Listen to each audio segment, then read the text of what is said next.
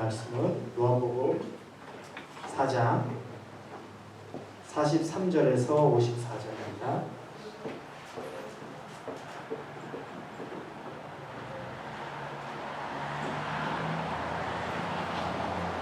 요한복음 4장 43절에서 54절, 우리 저와 여러분이 한 절씩 읽도록 하겠습니다.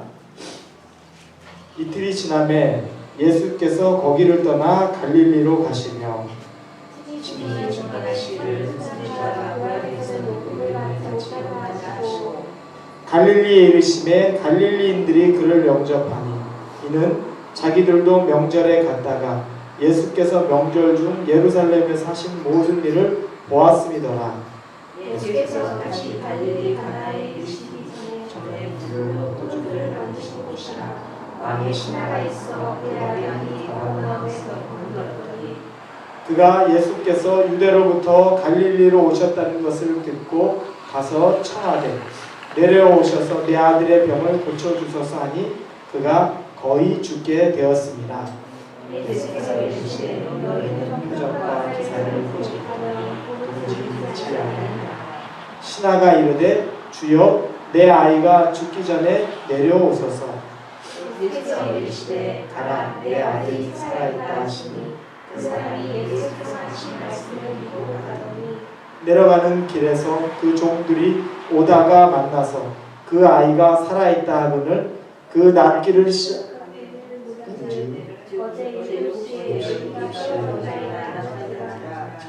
그의 아버지가 예수께서 내 아들이 살아있다 말씀하신 그때인 줄 알고 자기와 그 온 집안이 다 믿으니라. 이것은 예수께서 유대에서 갈릴리로 오신 후에 하신 두 번째 표적입니다. 네. 우리가 믿음을 구할 때 주님에게 구하는데 응답을 받지 못할 때가 있습니다. 그 응답은 하나님이 응답해 주시지 않는다는 것이 아니라 내가 귀로 듣지 못하거나 마음으로 어떤 감동을 받지 못하는 경우들이 있다는 거죠.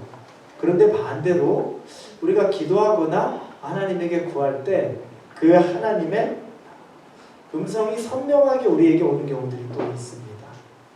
마음으로도 선명하게 오는 경우들이 있어요.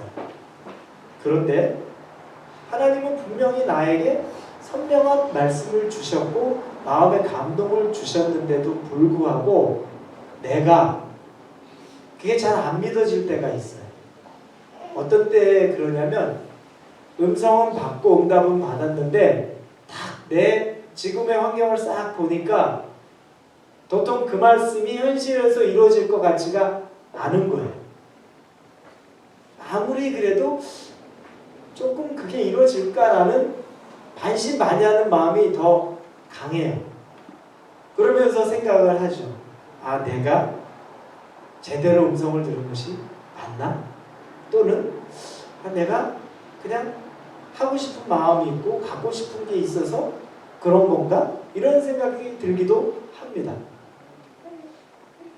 그런데 그런 이유는 여전히 제가 조금 전에 말씀드린 대로 아직 내 눈앞에 보여지는 환경이 음성은 들었지만 확 이루어지는 게 아니기 때문에 그렇게 된다는 거죠.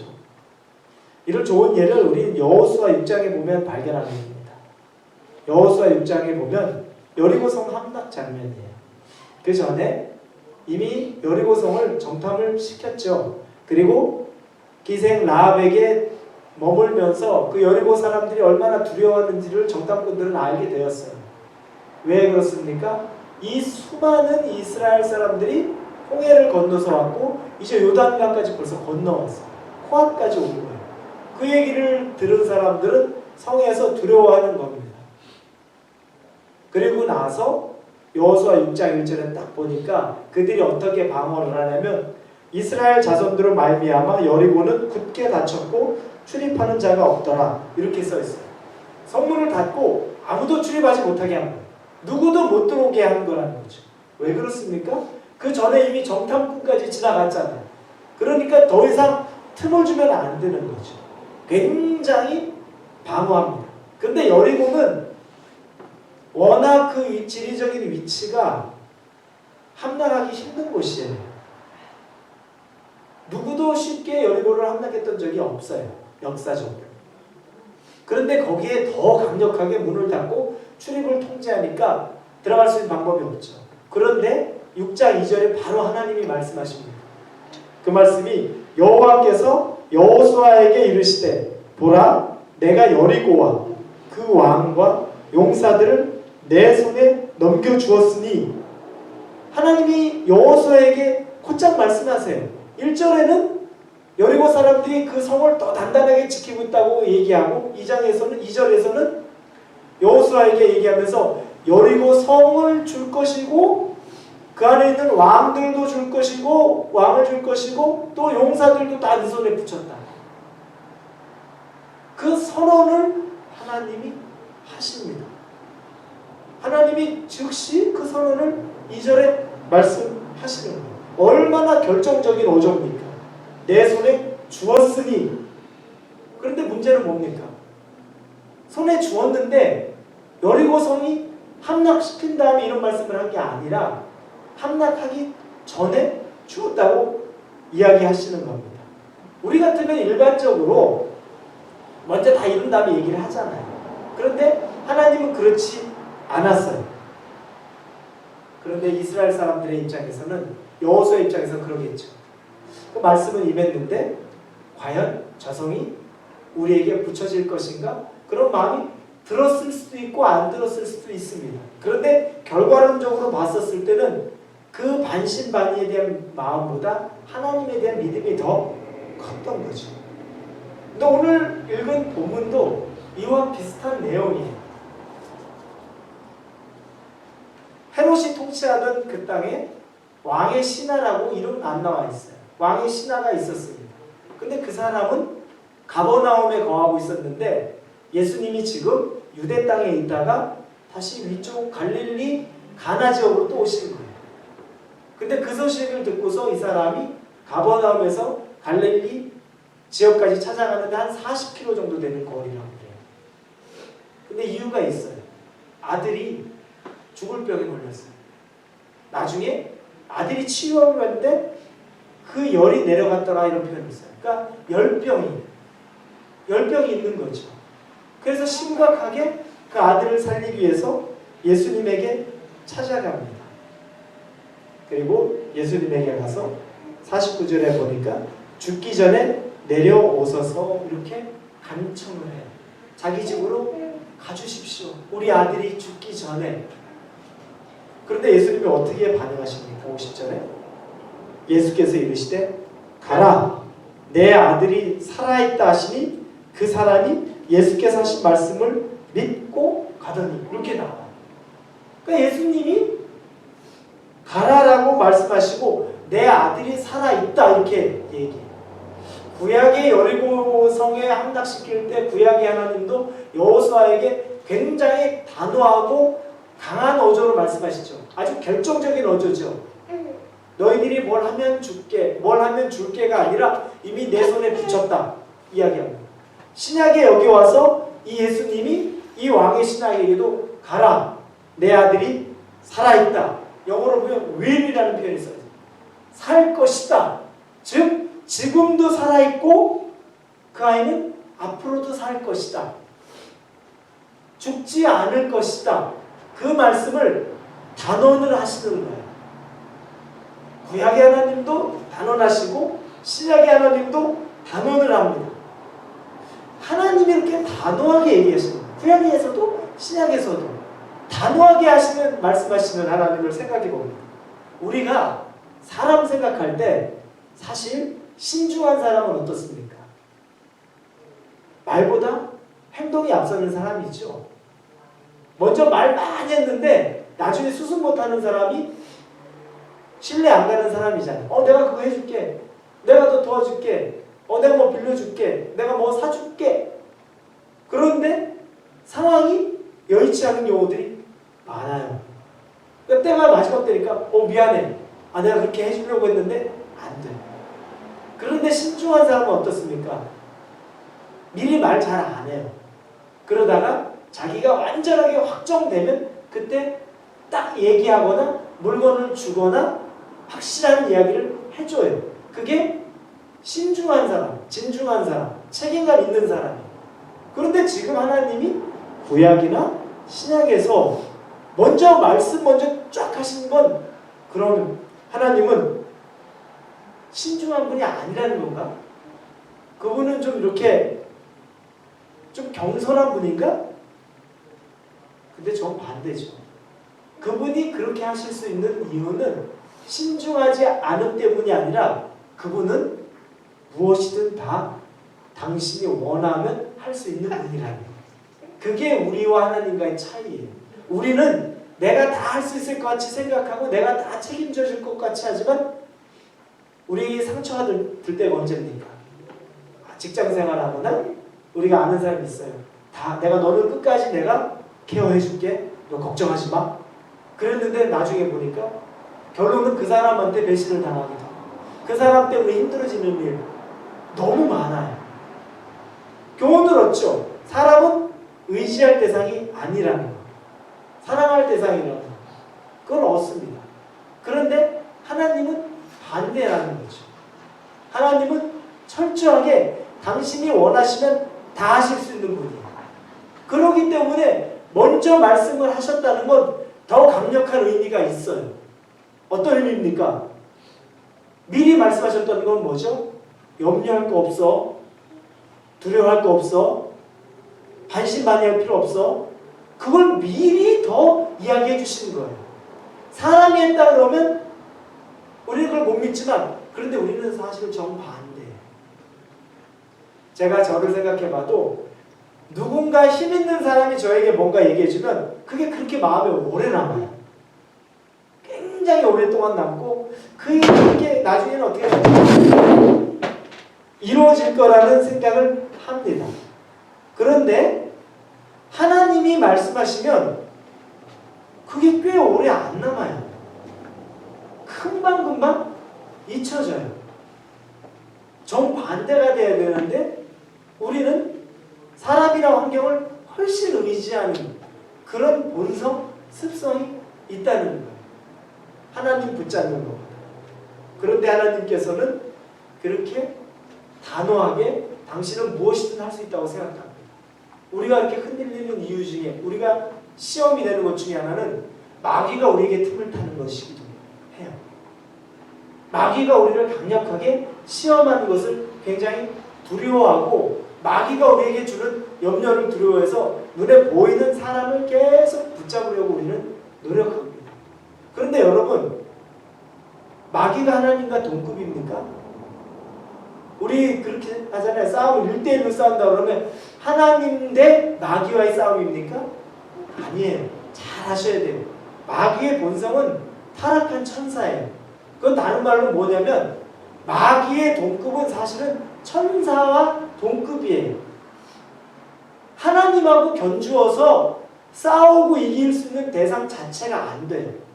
그러니까 우리는 마귀를 생각하면서 두려워서 떨면서 하나님이 오셔서 이겨주셔야 되는데 거기에 막 머물러 있어서 거의 하나님과 마귀가 1대1로 싸운다고 생각하는데 여러분 마귀는 그 수준도 안 돼요.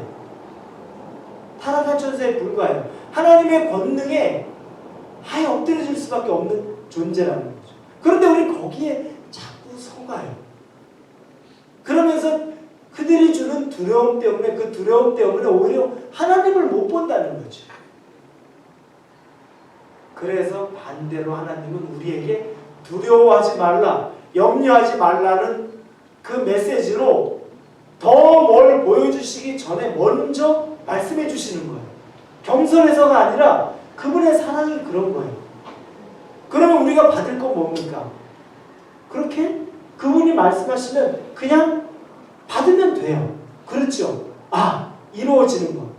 그런데 문제는 어디 있습니까? 제가 처음에 얘기한 것처럼 말씀하셨고 감동 주셨는데 현실이 안 이루어지는 것 때문에 그게 내게 주신 음성인지가 불분명하고 또 내 마음의 두려움이 사라지지 않고 왔다리 갔다리 하는 겁니다.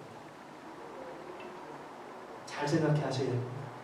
하나님, 우리 주 예수 그리스도는 굉장히 단호하셨죠. 말씀 선포하시면서 우리에게 약속하실 때 굉장히 단호하셨습니다. 그런데 우리가 단호하지 않으면 그 약속을 받는데 문제가 생길 수 있어요. 그럼 우리가 해야 되는 반응이 뭐냐면 하나님이 단호하게 말씀하시고 너의 손에 붙였다. 예수님이 가라. 내 아들은 살아있다. 앞으로도 살 것이다. 단호하게 말씀하시면 우리에게 필요한 건 뭡니까? 아멘의 믿음이 필요한 거예요. 그때 필요한 게 아멘의 믿음이에요.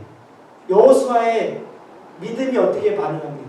그 다음에 예수님이 하나님이 부연하셨죠. 이상한 일을 시키세요. 여리고성을 6일 동안 돌 때 그때는 하루에 한 바퀴씩 6일을 돌고 마지막 7일을 돌 때에는 7바퀴째 돌면서 나팔을 불고 함성을 외치면 성이 무너질 것이라고 말하는데 그대로 해요. 믿음으로 받고 순종한 겁니다. 그리고 여리고가 무너졌어요. 여러분, 여리고라는 성이 그렇게 사실은 소리 지른다고 무너질 성일까요?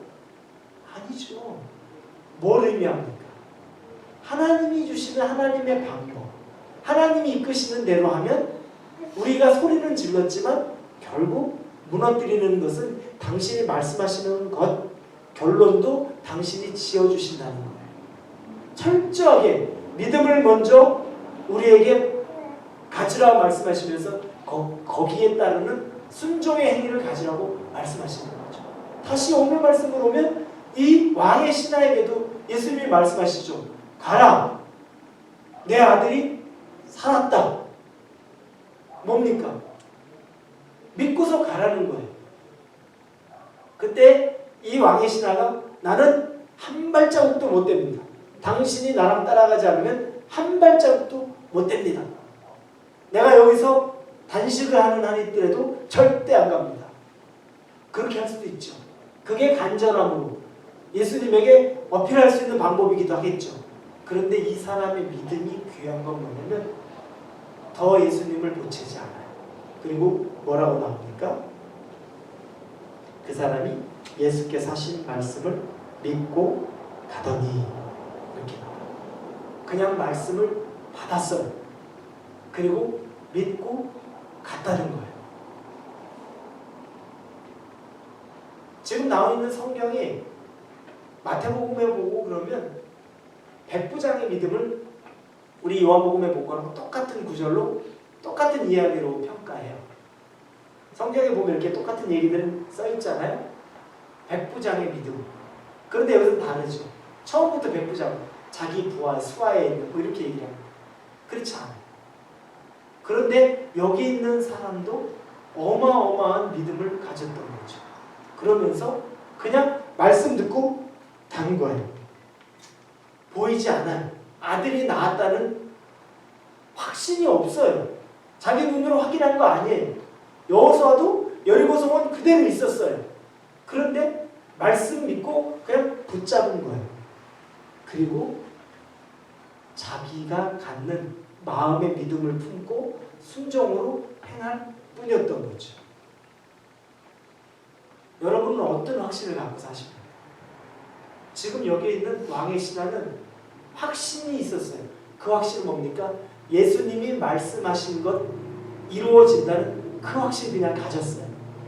여러분은 어떤 확신에 가득 차 있습니까? 내가 뭔가 잘할 수 있을 것 같은 그 확신이 있습니까? 그럼 우리는 틀린 거예요. 그럼 우리는 안 되는 거예요. 내가 뭔가 할 수 있는 확신이 남아있다면 우리는 그때부터 다시 그거 없애는 작업 시작해야 돼요. 뭡니까? 내가 살아있고 내가 할 수 있다는 생각이 드는 것이 아니라 하나님이 하실 수 있다는 확신이 내 안에 들어오는 게 그게 진짜 확신이에요. 우리 수없이 넘어졌어요. 잘할 수 있을 것 같이 하다가 넘어졌고 열심히 할 수 있을 것 같이 하다가 넘어졌고 넘어진 것밖에는 기억이 없어요. 그런데 우리가 성공했던 걸 생각해보면 저 개인적으로 설교 준비 잘 열심히 했는데 잘 만들었는데 설교하는데 감동이 아무것도 없었을 땐 내 확신이 가득 찼을 때예요. 그런데 이게 뭔가가 좀 미지네요. 마지막 이 예배당에 오는 순간까지도 그 설교의 끝을 놓지를 못하고 오는 거예요. 계속 이게 뭔가가 부족한데. 그때 되면 자연히 내게 들어오는 마음은 뭐냐면 하나님, 당신의 은혜 없이는 나는 아무것도 못합니다. 성령이 없이는 나는 아무것도 못합니다. 그냥 자연스러워져요. 그러면 그때 달라요.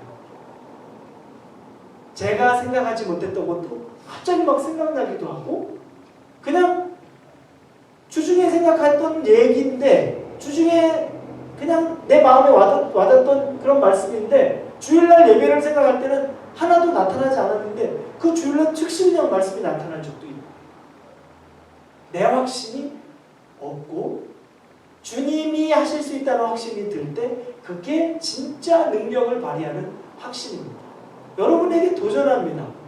지금 여러분 앞에 뭔가 결정해야 되고 여러분이 해야 될 일이 있을 때 여러분 개인이 잘할 수 있을, 여러분 개인이 내가가 아직 앞서면 그건 아직 준비된 거 아니에요. 그런데 하나님이 주시는 말씀의 확신, 하나님이 주시는 마음의 감동의 확신, 평안의 확신이 있다면 그건 다른 얘기예요. 그러면 그렇게 확신을 주면 어떻게 합니까? 붙잡는 거죠. 여호수아가 붙잡은 것처럼, 이 왕의 신하가 붙잡은 것처럼 붙잡는 겁니다. 기도하면서 그 음성을 붙잡기 시작하는 겁니다. 그런데 중요한 것은 뭡니까? 하나님이 말씀으로 선포하셨죠. 예수님이 이미 선포하셨죠. 그러면 그때 말씀이 선포된 순간에 문제는 해결됐어요. 여러분, 그 원리를 아는 게 가장 중요해요. 하나님이 내 안에 감동을 주셨어요. 내가 기도를 간절히 해요. 내가 하나님 안에 소원을 품고 구하고 간절히 기도하고 응답을 구하는데 하나님의 마음의 응답이, 감동이 내 안에 쭉 왔어요. 그럼 뭡니까? 그 음성이 들리는 순간에, 마음의 감동이 오는 순간에 이미 그 일은 이루어진 거예요. 이루어진 거예요. 시기가 조금 뒤에요. 그런데 이미 하나님이 우리에게 미리 말씀하시는 건 뭡니까? 두려워하지 말고 믿음으로 받아. 두려워하지 말고, 사람 의지하지 말고, 환경 의지하지 말고 그냥 믿음으로 내가 주는 말씀을 확신으로 받아. 그 일이 이루어지는 그때까지 괴로워하지 마. 그건 우리에게 주는 여러분 하나님의 특권이에요. 근데 우리는 다르게 생각하죠? 말씀을 주셨는데 안 이루어집니다. 안 이루어집니다. 이루어지는 건 때가 있어요.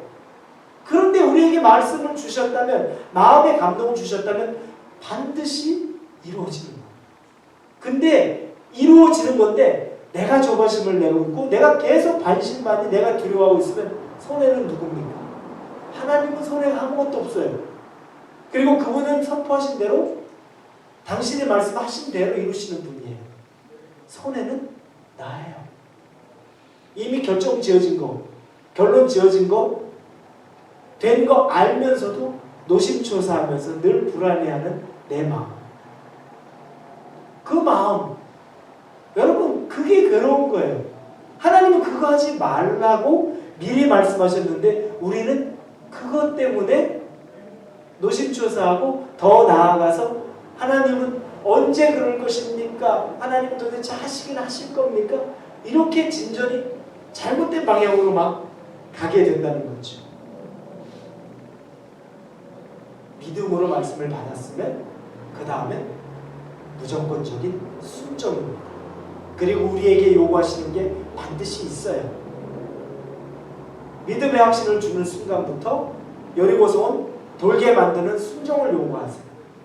이 왕의 신하에게는 가라라는 순종을 요구하세요. 그럼 저와 여러분에게도 뭔가 믿음의 확신을 주시면서 우리에게 요구하시는 순종이 있는 거예요. 그게 무엇인지를 찾아야 해요. 그 순종이 무엇일까? 내가 즉시 반응해야 될 것이 무엇일까? 그걸 찾는 게 사실은 우리가 해야 될 가장 급한 거예요. 염려하는 건 아무 소용이 없어요. 두려워할 필요도 아무것도 없어요. 그럼 하나님, 내게 기도하는데 응답이 확실히 확 왔어요. 그럼 하나님, 내가 어떻게 순종하면 좋겠습니까? 그렇게 기도하시는 거예요. 그러면 그분이 말씀하시죠. 여호수아에게도 말씀하셨고 왕의 신하에게도 말씀하시는 거예요. 그럼 말씀 받고 믿고 우리는 순종하는 것 뿐입니다. 언제 회복이 있습니까? 걱정할 필요 아무것도 없어요. 이미 회복이 있어요. 이미 살아났어요. 절대 죽지 않아요.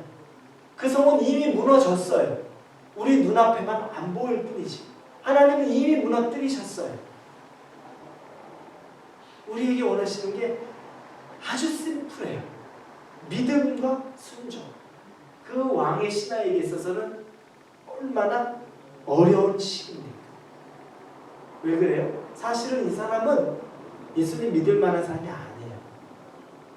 그렇죠. 헤롯 왕의 신하는 상당히 높은 자리에 있는 사람인데 그 당시에 예수님 이제 갓 나타난 예수님이 여러 가지 기적을 행하시는데 신흥 종교와 같이 보일 뿐이에요. 그리고 예수님의 가르침을 따르자면 왕을 온전히 섬길 수가 없어요. 왜 그런 일을 무리수를 둡니까? 할 필요가 없어요. 자기 삶이 어려운 일이 없으면 예수님을 따라가서 예수님을 찾아갈 이유가 아무것도 없는 사람, 부족한 게 없어요. 그런데 이 사람이 예수님을 찾게 된 건 아들이 죽을 것 같은 병에 걸렸다는 그 결정적인 부족함 때문에 예수님을 찾아간 거예요. 우리가 말하는 고난이죠. 환난이죠. 삶의 고통이죠. 그런데 그게 예수님을 만나는 기회가 되는 거예요. 똑같아요. 우리도 다 좋으면 예수님 찾기 어려워요. 우리에게 베푸시는 고난은 이유가 있는 거예요. 여러분, 이 왕의 신하가 나중에 결말이 어떻게 됩니까? 믿고 순종하고 그냥 그 말 믿고 자기 집으로 가는 도중에 종이 헐레벌떡 다시 쫓아오다가 중간에 만나요. 종에 만나서 아들이 살아났다고 얘기를 들어요.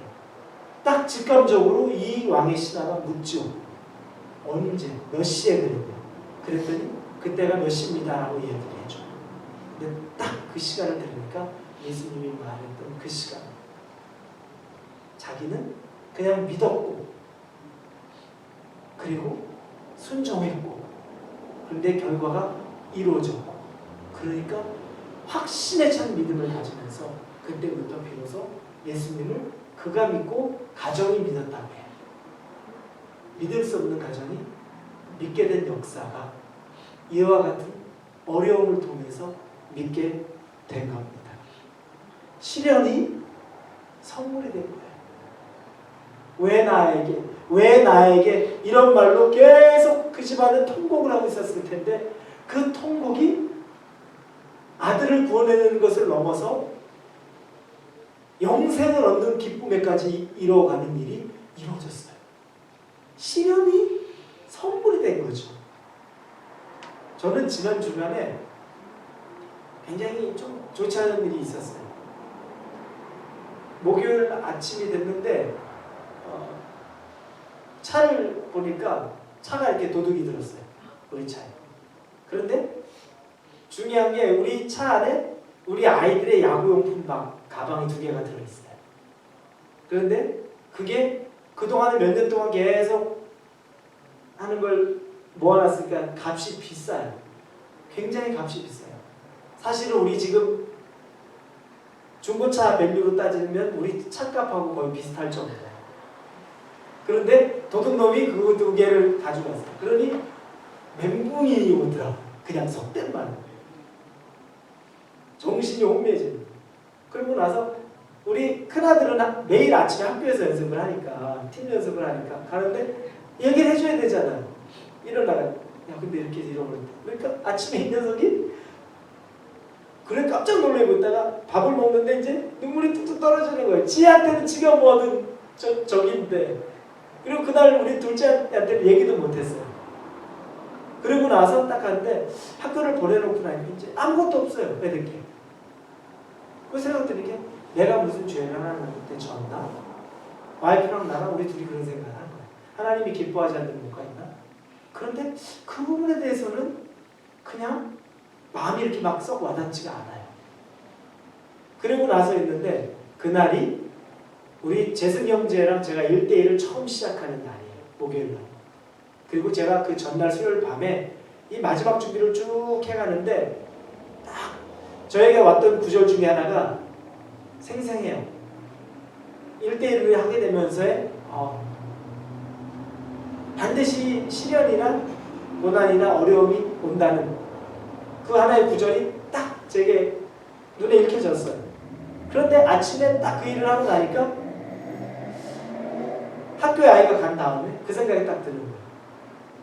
아, 그런가? 그런데 제 마음에 두 마음이에요.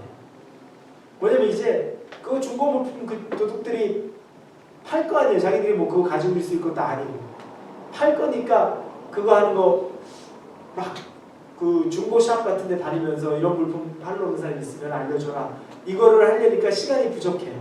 그러니까 마음속에 무슨 생각이 들면 오늘 캔슬을 할까? 첫 주 캔슬하고 그리고 내 마음도 막 흔쾌하지 않은 거예요. 그럴 여유가 막 들어오지 않는 거예요. 막. 그러니까 그런 마음 하다가 아니다. 하나님이 딱 슬며시 주시는 마음이 이거는 영적인 부분이다. 그리고 우리 제이 엄마랑 얘기했는데 제이 엄마는 목요 기도가 있는 날은 꼭 좀 힘들어. 그 얘기를 또 해요. 그래서 그래. 그러면 이게 피할 것이 아니라 직면을 하자. 그래서 진짜 준비했어요. 그 마음을 잡고 준비하고. 그래 우리 재승 형제를 딱 만나서 1대1을 오리엔테이션처럼 첫 주를 당신은 어떤 과거의 삶을 살았는지 나는 어땠는지 쭉 나누는데 은혜가 있었어요. 그러면서 기도 제목을 쭉 나누는데 재승 형제가 냈던 기도 중에 하나가 이 1대1을 마치는 순간에 다 나았으면 좋겠다. 다 이루어졌으면 좋겠다. 그게 마음으로 막 욕심이 생기는 거예요. 그래서 우리 그거 가지고 기도합시다. 이 16주를 마치는 때 그게 이루어지도록 기도합시다. 그렇게 하면서 마무리를 했어요.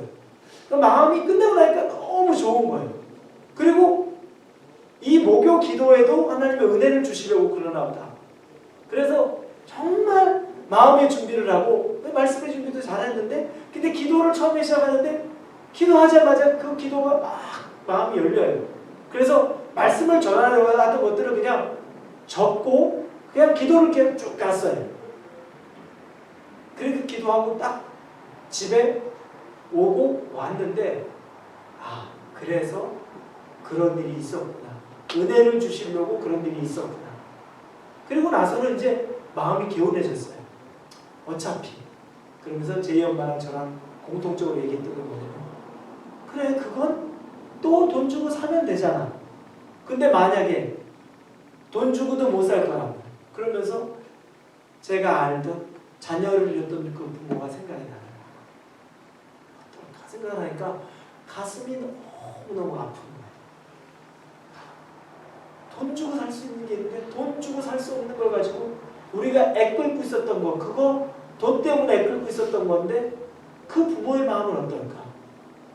그 성도들의 마음까지도 확 오기 시작하는 거예요. 우리 성도들 중에 한 명도 평안한 사람은 없는데 성도가 아닌 세상 사람 그러면서 그 마음을 하나님이 확 넣어주시는 거예요. 그리고 이제 더 이상은 돈의 문제도 아니고 사는 그만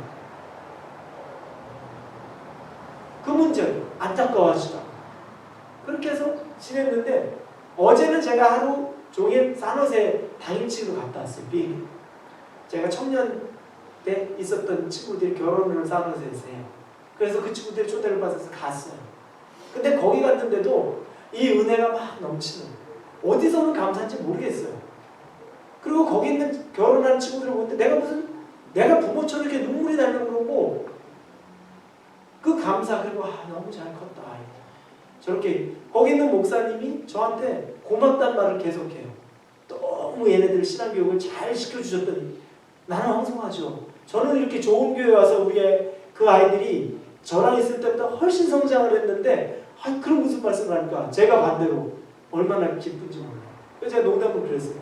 저는 걔네들이 올라간 다음에 저한테 전화하기를 바랬어요. 아, 여기 신앙생활 너무 힘들고 목사님이 그리워요. 그런데 어느 순간 되니까 여기서 너무 잘 배우고 있고요. 너무 좋아요. 농담으로 그랬어요. 그때 그 목사님도 막 웃으시고 그러는데 그렇게 기뻐. 그리고 미주 전지에서 애들이 10몇 명이 다 모여가지고 이렇게 우리 같이 신앙생활 했던 애들이 그 기쁨이 가득해요.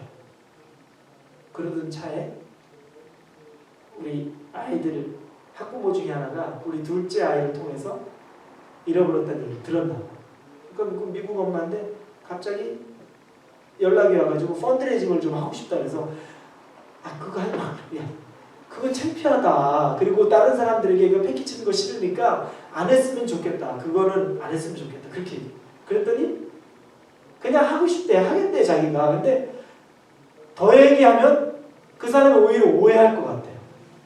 조금. 그래서 그런 마음대로 그냥 알겠다. 그렇게 하시라.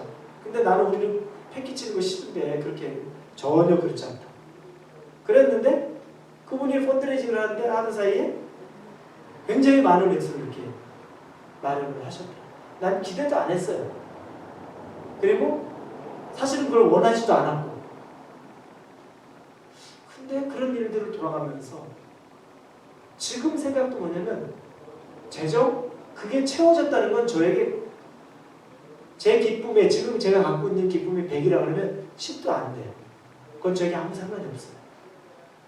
그런데 90%가 넘는 기쁨은 우리에게 왔던 잠깐의 시련이 오히려 하나님을 더 깊게 아는 하나님이 시련이라고 보고 어려움이라고 봤다면 잠깐 찰나의 순간의 것이 오히려 하나님의 선물이고 그분과 훨씬 가까워지고 그리고 사람들을 바라보는 내 눈이 더 열려지고 우리 성도들을 바라보는 내 마음이 더 열려지고 그러니까 말할 수 없는 어떻게 설명 안 되는 기쁨이 내 안에 가득 채워졌다는 거예요. 그것만 남아있어요. 그래서 시련이 아니다. 이 왕의 신하의 가정이 시련이 바꿀 수 없는 선물이 되었던 거죠. 여러분에게 있는 지금의 시련도 시련이 아니에요. 하나님이 여러분을 만지시고 여러분을 함께 하신다면 그건 축복의 통로가 된다는 걸 여러분들은 꼭 믿으셔야 돼요. 제가 느낀 건 하나님이 얼마나 좋은 분이라는 걸 뼛속 깊숙이 느꼈어요. 그분이 얼마나 좋은 분이라. 그렇게 좋은 분이 나한테 주시는 어떠한 요만한 힘든 거라는 것도 그게 거기서 끝이 아니라 그만큼 그분은 좋은 분이에요. 저에게 좋은 분이면 여러분에게도 동일하게 좋은 분이에요. 우리가 상상할 수 없는 수준의 분이에요. 그런데 그분은 이미 말씀하실 거 저나 여러분에게 다 했어요. 문득 저 지금도 그래요 여러분. 우리 교회 부흥을 생각하면 하나님 맞습니까? 그런데 이미 음성은 주셨어요.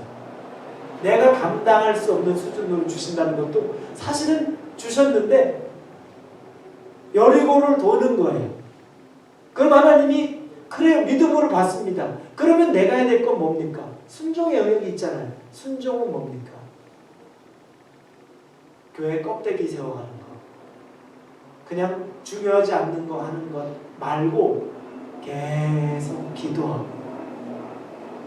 사랑하고 본질에 들어서서 하나님이 단단하게 세우시는 것 초급해하지 말고 거기에 매진하다 보면 때가 되면 여리고는 당신이 무너뜨리는 것이고 때가 되면 왕의 신하의 아들을 고치시는 건 믿고 내가 돌아서 걸어가다 보면 집에 가는 40km의 길을 천천히 가다 보면 종이 와서 그 기쁜 소식을 전할 때가 반드시 있다는 거죠. 여러분 저나 여러분에게 하나님이 주시는 말씀이 있으면 순종하기 원하는 게 있어요. 어떻게 찾으시겠어요? 믿음이 필요하죠. 첫째. 그리고 딱 믿음이 필요해요. 필요할 때 발을 내딛으시고, 그리고 생각할 때 내가 뭘 순종하기 원하십니까? 그때도 분명히 말씀해 주실 거예요. 그럼 그 음성이 들리면 순종하시면 돼요. 그러면 우리가 할 건 다 하는 겁니다. 그리고는 하나님이 어차피 강하게 말씀하셨으니까 결정도 그분이 하시는 거죠. 사랑하는 우리 헐리웨이 교회, 지금 여러분에게 시련이 있다고 해서 왜 나입니까? 왜 우리입니까? 왜 우리 가족이고? 왜 나여야만 합니까? 아직 거기에만 계속 머물러 계십니까? 이제는 거기에는 머물러 있던 곳에서 움직여 가야 됩니다. 하나님 그렇게 하시는 분 아닙니다. 절대 하나님은 그렇게 하시는 분 아닙니다. 제 육신의 부모님은 저를 책임지지 못하고 먼저 떠나셨어요. 왜냐면 그분이 살아계셨으면 저 책임지셨겠죠. 육신을 가지고 있다는 건 그래요. 그런데 하나님은 우리를 앞세우고 먼저 떠나신 분 아니에요. 그분이 하나님이에요. 이보다 더 강하게 붙잡을 수 있는 게 뭐가 있겠습니까? 왜 나에게서의 신앙에서 이제는 벗어나서 믿음으로 붙잡으면 살아납니다. 믿음으로 붙잡으면 살아납니다. 여러분, 남편의 구원, 자녀의 구원, 형제 자매의 구원, 믿음으로 붙잡으면 살아납니다. 여러분의 진로 인생의 문제, 믿음으로 주시는 거 붙잡으면 살아나는 겁니다. 막혀있는 문제라고 생각하는 거 믿음으로 붙잡으면 살아나는 겁니다. 그것만 우리에게 원하시는 겁니다. 우리 이 시간에 같이 기도하시면서 가라, 내 아들이 살아있다 라고 단호하게 말씀하셨던 그 음성처럼, 아, 나도 단호하게 내게 주셨던 그 음성 붙잡습니다. 그리고 단단한 마음으로 순종하겠습니다. 우리 주여 세 번을 부르짖고 강한 믿음으로 하나님 앞에 기도로 나아갑니다. 주여, 주여, 주여. 하나님 아버지, 하나님 믿음으로 섭니다. 하나님 여호수 하나, 왕의 신 하나, 하나님 정말로 굳게 잡은 것은 하나님의 말씀입니다. 말씀을 믿었습니다. 믿고 순종했습니다.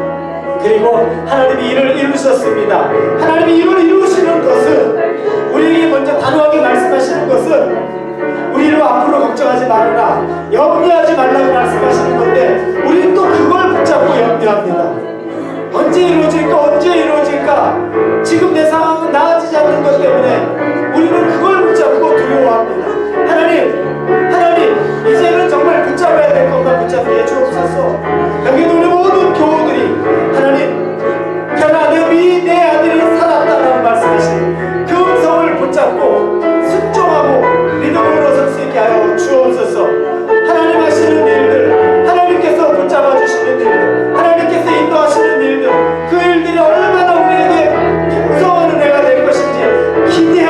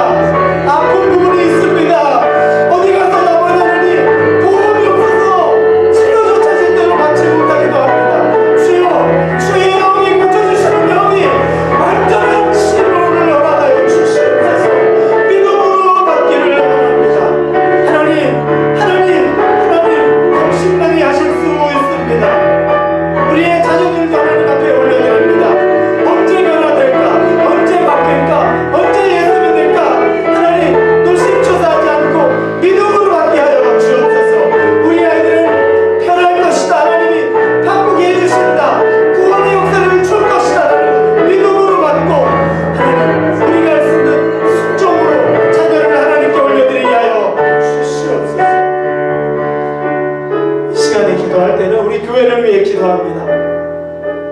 우리가 옆도 뒤도 돌아보지 않고 우리 홀리웨이브 교회는 영혼 구원하는 교회, 하나님의 말씀만이 살아있는 교회, 그래서 거룩한 물결이, 성령의 물결이 파도와 같이 흘러넘치게 하는 그 교회가 되지, 궁극적으로 우리 선교회의 이 일을 감당할 수 있는 교회가 되게 해달라고 우리 홀리웨이브 교회를 위해 기도해 주시기 바랍니다. 이제 새롭게 우리 유스를 담당하실 우리 패스터도 있습니다. 저와 우리 패스터 브랜든을 위해서 기도해 주시고 또 우리 모든 교우들 생각나는 분들을 위해서 기도해 주시기를 바랍니다. 우리 같이 교회를 위해서 기도합니다. 하나님 아버지 감사합니다. 우리 홀리웨이브 교회를 하나님 앞에 올려드립니다. 하나님 우리에게 가시는 교회, 성령의 물결이 흘러넘치는 교회, 하나님이 기뻐하시는 교회, 우리가 아버지 하나님 정진해야 될 것에 관심 가져야 될 것만 관심 갖게 해주옵소서. 온전한 말씀이 선포되게 하시고 기도의 불길이 타오르게 하시고 영혼 구원에 대한 열정이 사그러지지 않고 하나님 생명을 살리는 일에 목숨을 거는 그 교회가 되게 하여 주시옵소서. 그 교회가 되게 하여 주시옵소서. 그 교회를 하나님 세워주시옵소서. 하나님의 영이 우리 가운데 임하기를 원합니다. 우리 교회를 통하여서 당신의 역사가 이루어지기를 원합니다. 우리 교회가 하나님의 축복의 통로가 되기를 원합니다. 우리 교우들 모든 분들 특히 새롭게 부임한 우리 브랜든 하나님이 함께 하셔서 영적으로 아버지 하나님 강건케 하여 주셔서 우리 아이들 영적으로 성장시키는데 쓰임받게 하여 주시옵소서. 하나님 앞에 아버지 우리 교회를 올려드리니 주님의 영이 함께 하여 주시옵소서. 하나님 아버지 감사합니다. 믿음으로 서서 하나님만을 바라보기 원합니다. 하나님이 그렇게 강력하게 선포하셨던 말씀이기 때문에 하나님이 이루실 것을 이제는 믿어 의심치 않습니다. 단지 우리에게 보여주시는, 우리에게 말씀하시는 순종의 것들만 저희가 순종하기를 원합니다. 그래서 우리 인생에도 똑같은 말씀들, 우리 개개인의 인생을 말씀하시면서 남는 것이 믿고 가니라, 그 말씀처럼 우리 인생이 이루어지기를 간절히 원합니다. 여기 있는 교우들을 그렇게 세워 주옵소서. 예수님의 이름으로 기도합니다.